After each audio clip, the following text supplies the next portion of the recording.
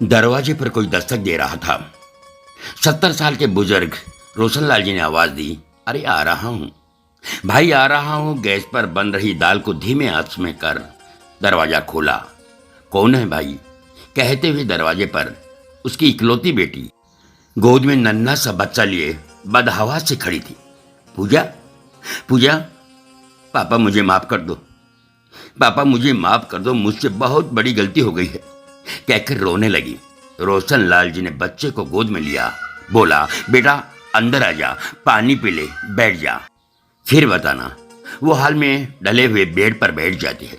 रोशनलाल जी gas बंद करके पानी का गिलास भर के लाते हैं और पूजा को देते हैं। पूजा पानी पीने के बाद रोने लगती है। उसके आंसू नहीं रुक रहे थे।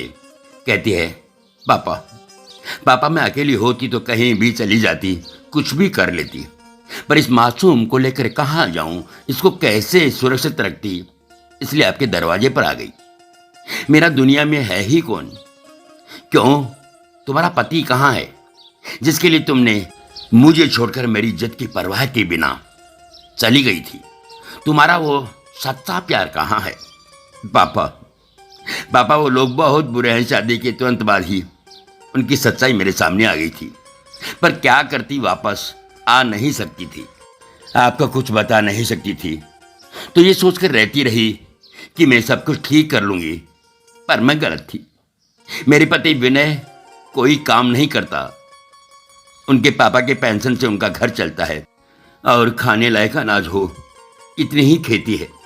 मैं सोची कि शादी हो गई है तो कुछ काम करेंगे ही। मैं रोज कहती कुछ काम करो, तो घर से निकलते शाम को घूम के खाली हाथ वापस घर आ जाते और कहते कि मेरे लायक तो कोई काम है ही नहीं। धीरे धीरे पैसों की तंगी चलती रही, घर में झगड़े होने लगे, एक पेंशन और इतने लोग कैसे चलता। उनकी मम्मी मुझे रोज ताने मारती, कहती कि तेरा पति कमा नहीं रहा है, मेरे पति की कमाई से घर चल रहा है, बताओ बताओ इसमें मेरी क्या गलती है? उन्होंने ही अपने बेटे को इस लायक नहीं बनाया, तो मैं क्या करती? मैं उनसे कुछ कहती तो विनय मुझे बहुत मारते। मैं ही एक ऑफिस में जॉब करने लगी थी, फिर अब माँ बन गई तो जॉब छोड़ना पड़ा। अब फिर से घर में कलह होने लगा। मैं क्या करूं समझ नहीं आ रहा। रोज उनके ताने और मार खा खा कर थक गई, तो आपके पास आ गई। पापा, पापा, कहते हुए पूजा जोर जोर से रोने लगी।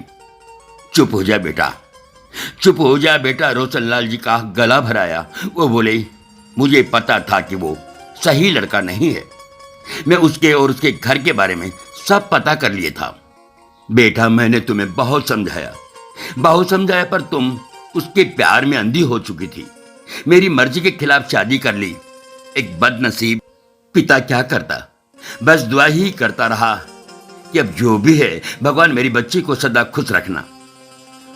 तूने मेरी परवाह नहीं की, बस यही दुख की वजह से तुझसे मिलने नहीं गया, पर मन बहुत करता था तुझे देखने का। रोज अपने मन को मार मार कर रह जाता। एक बाप का दर्द, एक बाप का दर्द तू नहीं समझ सकती बेटा। जिस समय तुझे एक माँ की ज्यादा जरूरत थी, उस समय तुम्हारी माँ हमें छोड़कर चली गई। कैसे तुम्हें संभाला ये मैं ही जानता हूँ, कैसे तुम्हें संभाला ये मैं ही जानता हूँ, और शायद नहीं संभाल पाया तभी तुम्हारे जीवन में ये सब हो गया। नहीं पापा, इसमें आपकी गलती नहीं है। कोई बात नहीं बेटा, शहर का घर तो तुम्हारे भाई भाभी का है, ये घर और कुछ जमीन तुम्हारे नाम कर देता हूं, और वैसे भी यहां अकेला ही रहता हूं। शहर में मेरा मन नहीं लगता, तो अब दोनों बाप बेटी रहेंगे। तू चिंता न कर, तू चिंता न कर, तेरा पापा अभी जिंदा है। पापा, पापा कहकर पूजा अपने पापा के गले लगकर रोती है, तो रोशनलाल जी भी अपने आंसू रोक नहीं सके। बाप बेटी एक दूसरे से लिपट कर रोने लगे। पर अब पूजा को एक आश्रय मिल गया था, आश्रय मिल गया था।